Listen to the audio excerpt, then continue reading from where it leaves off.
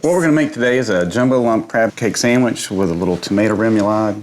The sauce we're going to make, we're going to start with first is an oven roasted tomato remoulade. It's a mayonnaise-based sauce with a lot of good ingredients in it, so you can't really go wrong. So you're going to start with sun-dried tomatoes? Well, actually, these are oven roasted tomatoes. What we do is you take beautiful Roma tomatoes and you actually take them and cut them in half, cut side up on a sheet pan, and you drizzle them with a little olive oil and salt and pepper, and you put them in the oven overnight.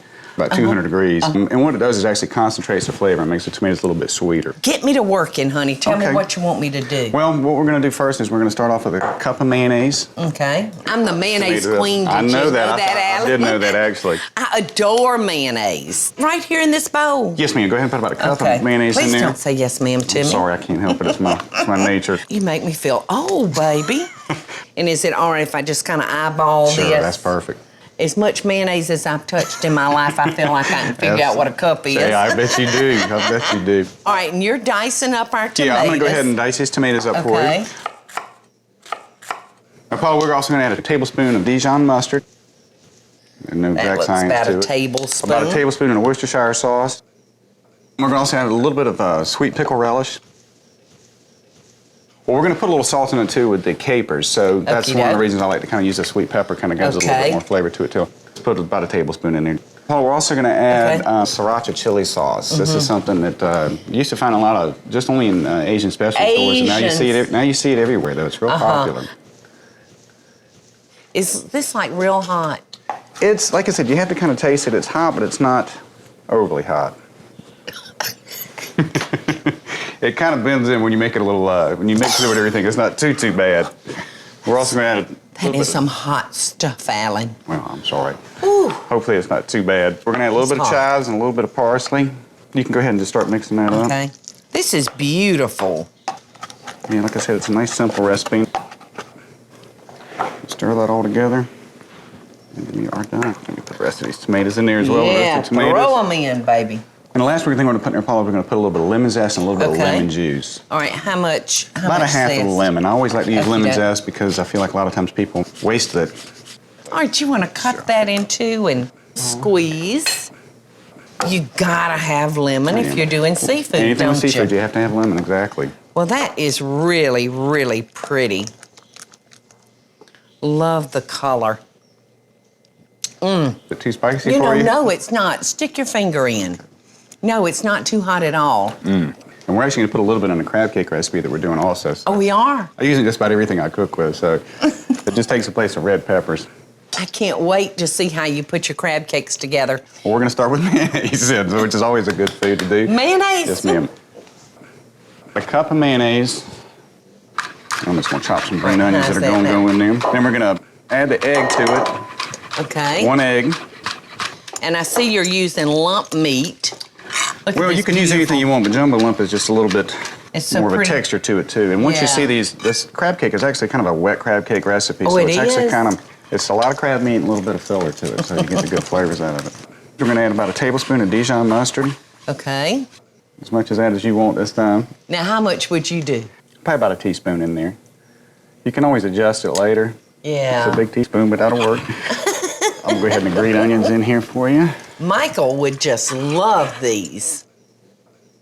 I see that you've put some salt and pepper down here, so I'm going to go ahead and add a little of that, if I may. You sure can. And you are chopping up some fresh dill. Fresh dill.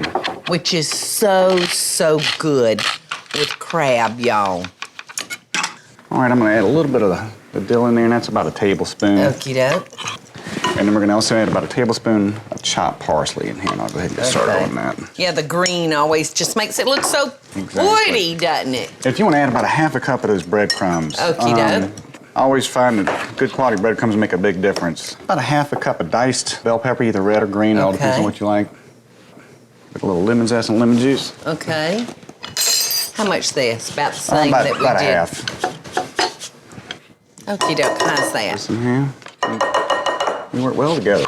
Yes, we do. And the view is so nice. Oh, it's too sweet. Look, you got me confused already. I don't even know what I'm doing. Got me flustered. All right, a little bit of lemon juice. Don't let me fluster you, baby. I can't help it. Okay, we're going to mix all that together. Okay, fold in our crab meat now. And then fold in the crab meat. And you want to be kind of gentle with your crab meat. You don't want to tear it all up. After all, we have gone to the expense of using a lump meat, and we want it to remain lump. Exactly. It looks a little bit on the wet side. It is. It's very wet. But that one egg that's in there in that mayonnaise is actually going to bind this together as soon as the heat hits it. So it's going to actually give more crab and less filler, so that's what we want. Well, listen, Alan said that there's a technique that he has for frying up these crab cakes. Don't go anywhere. When we come back, we're going to watch and wait anxiously to see your technique, baby. Hey, y'all, welcome back. I'm in here in the kitchen with Alan, the executive chef from the Eli's Deli that was here in Savannah. Great chef. And he is fixing to show us his technique, y'all, for frying up these lump crab cakes. So I'm all eyes, honey. What we want to do is we want to start with a little bit of oil, and I like to use peanut oil, but it doesn't matter. Okay. That's all I keep in my fryers is peanut oil. Yeah, it gives the food a much better taste for sure. Gives food great flavor. So what we want to do, you want to make these with me? Sure. Get a good old scoop and pat them down. And you want to just take it and dust it in a little bit of flour. Yeah, and that flour will help them hold together. It sure will. But you kind of have to be a little tricky. gentle. You have to handle this, treat this like a woman, don't you? You do indeed. With a very gentle hand. If you don't, you'll know it. So you want to have your heat up good and hot, because what you want to do is... That'll help bind it quickly. It'll help bind it on that side, and it really makes a big difference to it, and it actually just holds all together very well. I don't want you to burn your crab cakes I think now. actually, Paula, we're just about ready to... with me. Just about ready to flip them. If you look here, Paula, you can see they're kind of broken down just a little bit, but they're actually going to be seared on the other side, so it's actually going to be... Just take it gently, flip it. There we go. Oh. So how's your cakes? You got them ready? I got them ready, Paula. They are good to go. They look so good, and I'm so hungry. I made these little focaccia rolls last night. You made those? Oh, my goodness. They're beautiful. Now, was these hard to make? No, actually, it's kind of like a pizza dough. Oh, really? Real simple. But you just take them and you add a little bit of herbs and salt, a little bit of cheese on top, and just a little bit of tomato or red onion on there. Oh, my goodness, they're beautiful. Well. Okay, Paul, I'm going to go ahead and put a little bit of our oven-roasted tomato Rimulad here for them. All right, I got our basil and the chicken salad. All right, I'm going to go ahead and put our... I'll just slide them right off of there. Okay, Paul, there's one last thing I like to put on there.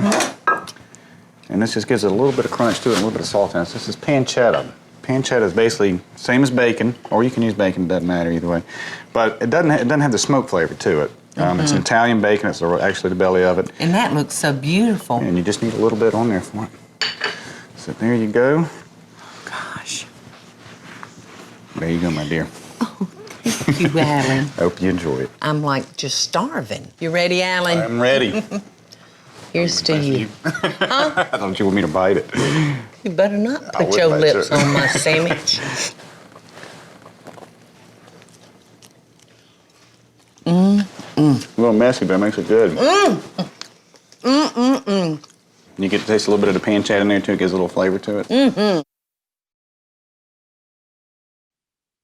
Hey, y'all, it's Paula Deen. Now, if you enjoyed this video, be sure to like it and click the subscribe button as well as the notification bell to be alerted when I post a video. Love and best dishes, y'all.